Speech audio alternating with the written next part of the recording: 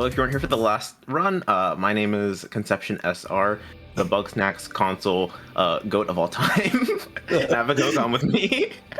Yeah, my name is Ness underscore. I've played this game as well and has been indoctrinated as a runner thanks to Conception SR. So we tried a bit and I tried to get through it, but yeah, we reversed the rules basically. We're having a little fun here. This is Bugsnax. Bungie, if we got a final color for our journalist here, now is a good time so I can pick it and we can get started with the run. Yes, the winning color is orange. Ooh, orange. Okay, didn't expect that one. Nice.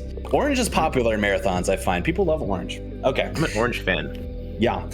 So it starts a little strangely here. It doesn't start when you start the new game. It starts as the game loads in. So I'll try my best to time it out here. And then we'll just get started with Bugsnax. 3, 2, 1, go.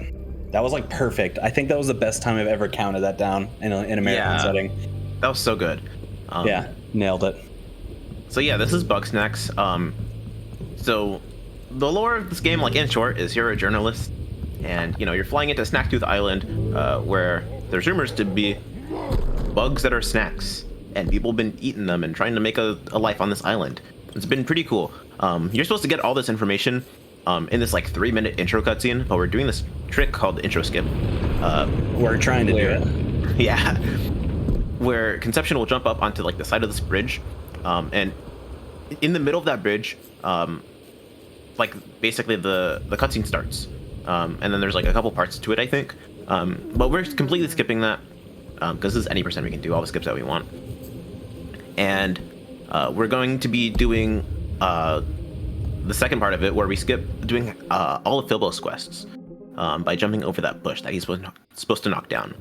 And then immediately going into Garden Grove, where we're gonna be doing some like hard cycles, doing some catches. After this little short cutscene with the former character Wambist, kind of bullying Philbo, my best boy, my golden retriever, best boy. He gives us the slingshot, and pretty much immediately we're gonna be getting into a lot of like the hard stuff early game for this run. Conception's gonna be lining up a shot with a slingshot there to lead that bunger into the corral, and then he's gonna be luring another bunger to that middle part, and he's gonna try and get this Frighter, which he gets first try, which is phenomenal, underneath the floor, where like if he stands on it, it kind of peeks through and you can get it. Then he gets a Shishkabug. He has a Frighter, he gets another bunger, and then he gets that second Shishkabug, and that's all the quests, and he turns them in all at the same time. Except I didn't get the second one, unfortunately. You didn't? Oh. No, I missed it. But that's okay. The game has a little bit of a safeguard when that happens. Shishkabugs are kind of annoying because you can, once they hide in a bush, you can't get them out again unless you get something like a bunger to charge it or something like that. But that's very hard because we have set the bungers on a cycle to continuously try and get ketchup from that tree, so they're not going to divert their attention long enough for you to go and get the Shishkabug out. Well, luckily enough for us, the game, after you turn in one quest, respawns the Shishkabug you already caught. So it's just sitting back out there. It's slow, wastes about 10 seconds, I'd say, missing that second Shishkabug. So it's unfortunate. Yeah, not too bad. Getting the Frighter, that quick Frighter catch is the real savior. The alternative there is dropping down, throwing some ketchup on the ground, waiting for the Frighter to climb down, and then just letting it come into your trap. Catching it through the floor like that, and on a fast cycle saves about, I think it's like 6 seconds, 5 to 6 seconds, something like that. So it's definitely worth it. What just happened was after all the quests were turned in, Conception just kind of jumps past Philbo to try and get the journal, and then talks to Bevica, who's another character. And she gives you a quick introduction on how the journal works, because there's a lot of information there. Very happy that there's a tutorial, but also we don't need it. We're speedrunners. We play this game so much, we don't really need it. No, and immediately played this after we once get or into twice. Expert. Yeah. I've played this once or twice. Yeah, so Ness alluded to it a lot in my last Pokemon run at the beginning of this one, when they said that I'm the console goat of this game, which, yeah, goat of all time, of course, which implies that that you can play this game on other platforms, which you can. The primary platform I'd say is PC. But it is on the Epic Game Store, which people are a little bit hit and miss with. I'm playing on the PS5, which I prefer to play on. There are very minimal differences, and in fact, in terms of all of the tricks and skips, there are no differences at all. But there are minor optimizations that you can do on PC as opposed to console. If you want to talk a little bit about that while I do some skips here.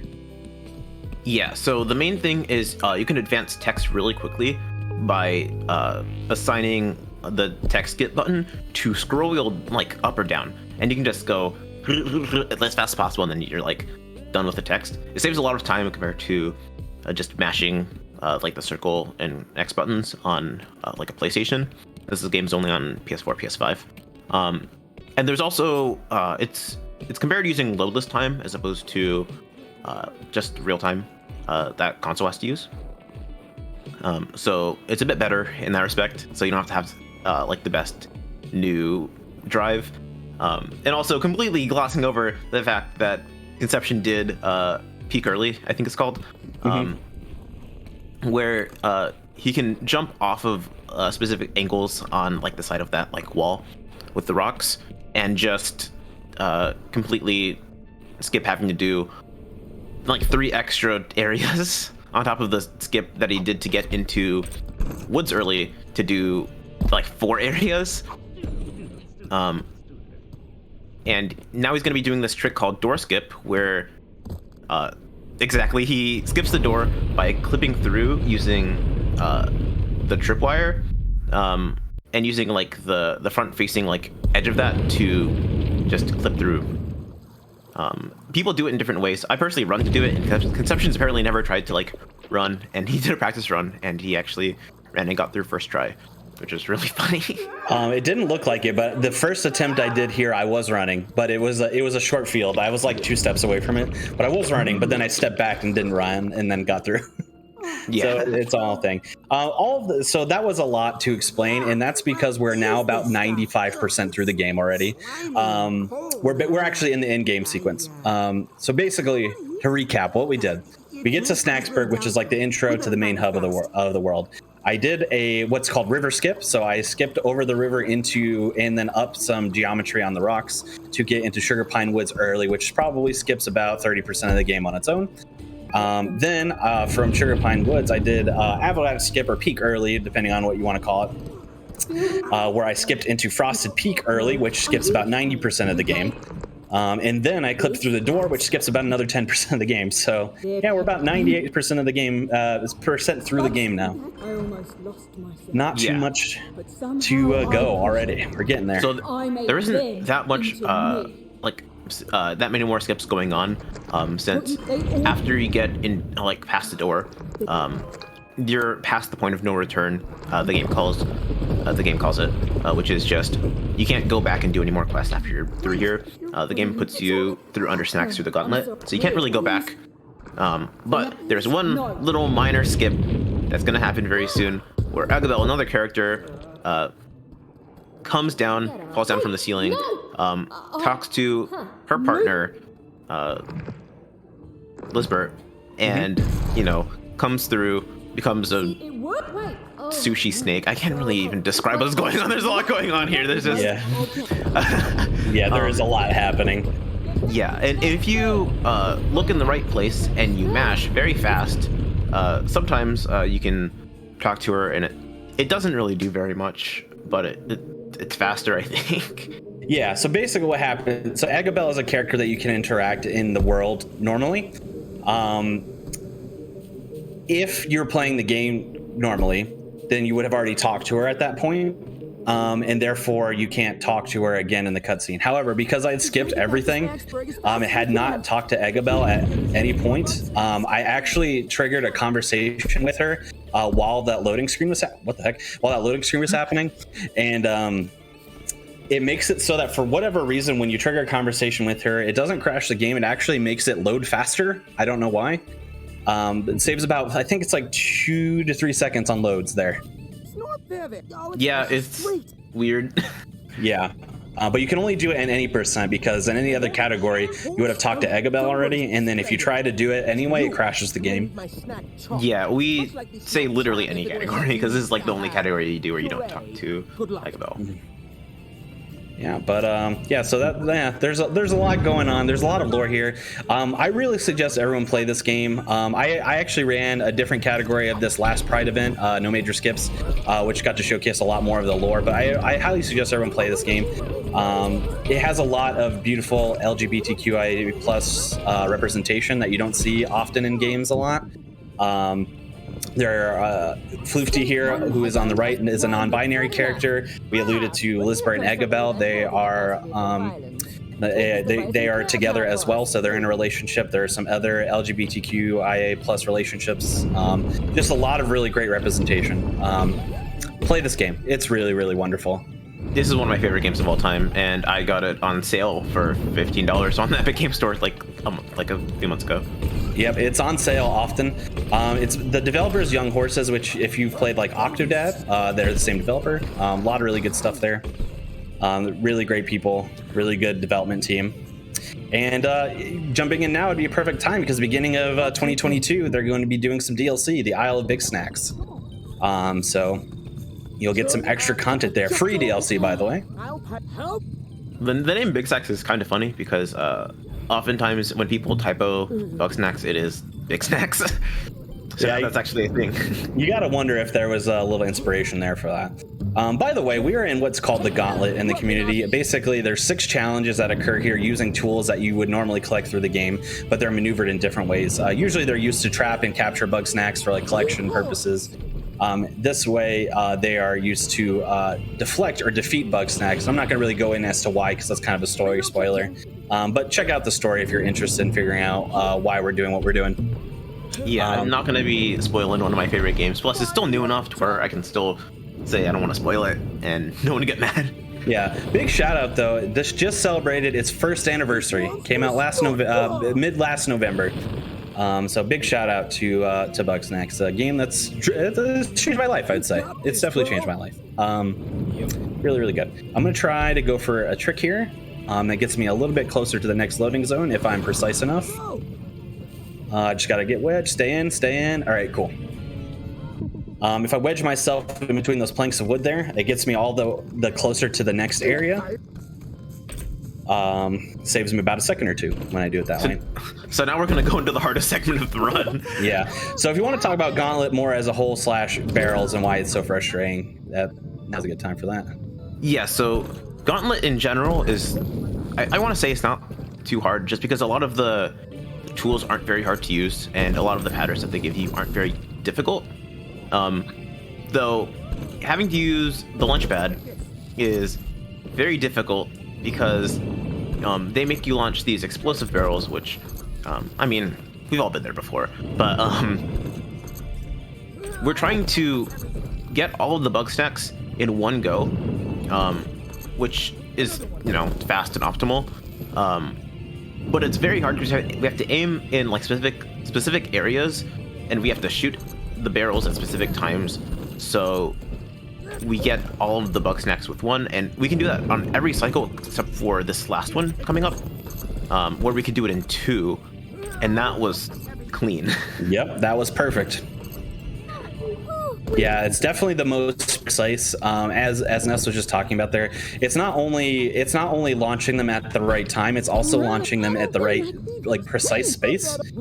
Because it's not just as simple as making sure all 3 spawn. They all have to be spawned close enough together that the barrel's hit radius affects all of them. So basically, whenever there's a wave of 3, we try to hit it both precisely and location and time, so that it explodes at a point where all 3 of them can be defeated. Well, obviously with the exception of that last one, but that went clean. So just it's a little bit more difficult the way we explain it than it is. I think it takes a lot of practice. A lot of runners who are new to the game, they will tell you that is the part they struggle with the most, doing cleanly. They'll be on a really good pace, and then all of a sudden, Barrels messes them up or something. Casually, by the way, not too hard. Yeah, it's not too hard casually, but it definitely takes a lot longer. Gauntlet as a whole, I don't think is too hard, just because this game in general isn't designed to be a very difficult game. But it's compared to everything else in the Gauntlet, it's a lot harder. Yep. Yeah. Oops, I skipped a little farther ahead than I meant to there. That's fine. There's also technically a bad ending in this game. I don't really want to talk too much about it because it's minor spoilers.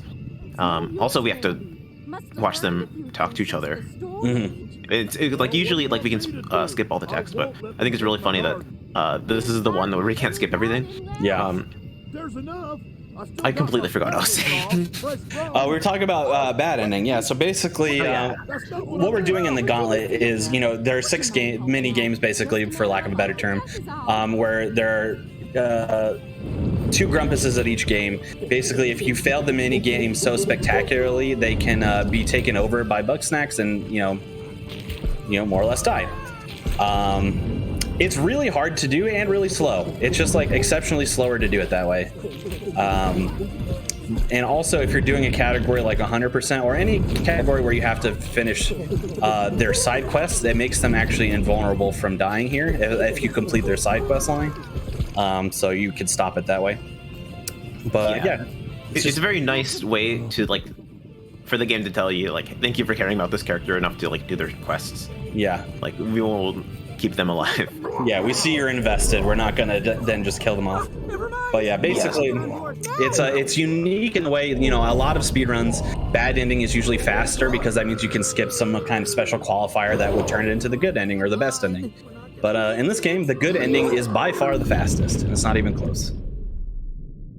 Yeah, there's actually something really funny that could happen with getting onto this airship. The game kind of can just jam you into the corner and then keep you there for a while and then teleport you up after it gives up. Mm-hmm. And we don't really know what causes it. It's kind of just a bit random, but it's really funny. I love getting it because it's really funny to look at. But it does waste a couple seconds, maybe. Yeah, I think it's based off of the angle in which you approach the ramp to get up into the ship. If you cut the angle too hard, when the game forces you onto the boat, it'll actually force you off the ramp, and then you just kind of get stuck trying to walk into the ship from the side as opposed to on the ramp. I don't really know. Yeah, but time is coming up. Yeah, time is coming up very soon, by the way. In the next scene at the end of it, last input, we will definitely count that down and call it. Mm-hmm. But yeah, that was Bugsnax. Yeah, we skipped through it really, really fast. Again, there is a lot of wonderful lore here. It's a wonderful story. The gameplay is super satisfying. It's long enough, but not too long. I can't recommend this game enough. Just please play it. And time.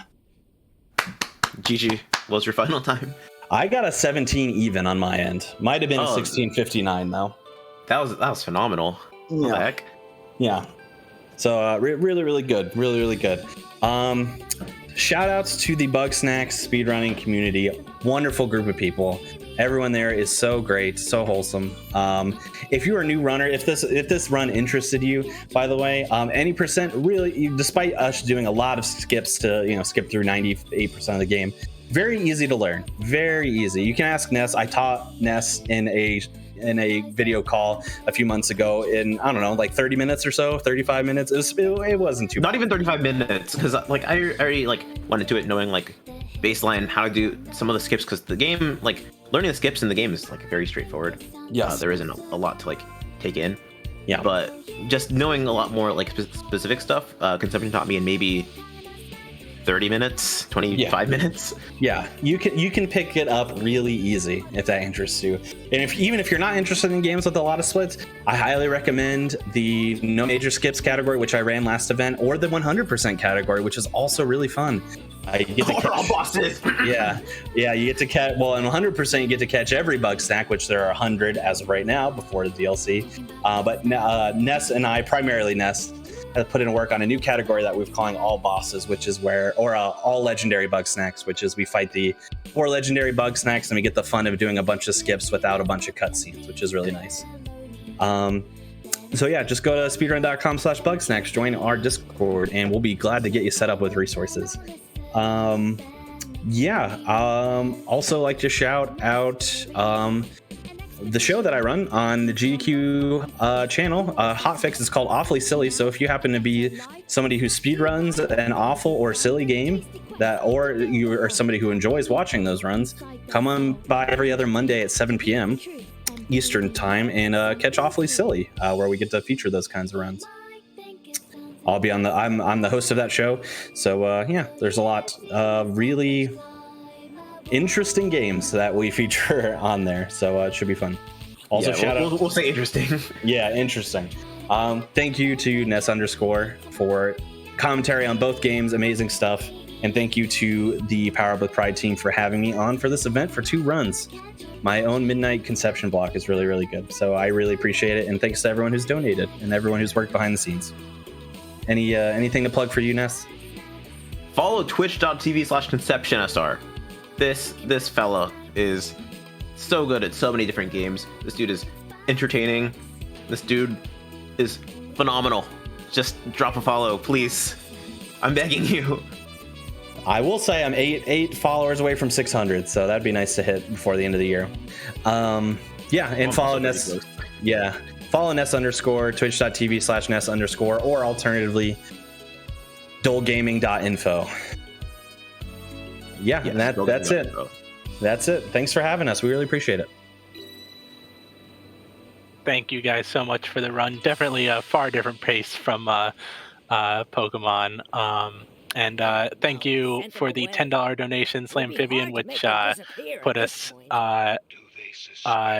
to the orange character for Bugsnax. So thank you very much for that. Coming up next here, we have Pump It Up XX 20th Anniversary Edition. Really excited for that one. And I will also be handing off hosting duties to Freyas again. So give them a big welcome and thank you all for having me. And thank you for donating to the Trevor Project. Really appreciate it, guys. And I will hope to see you all around for the rest of the marathon going all the rest of the day.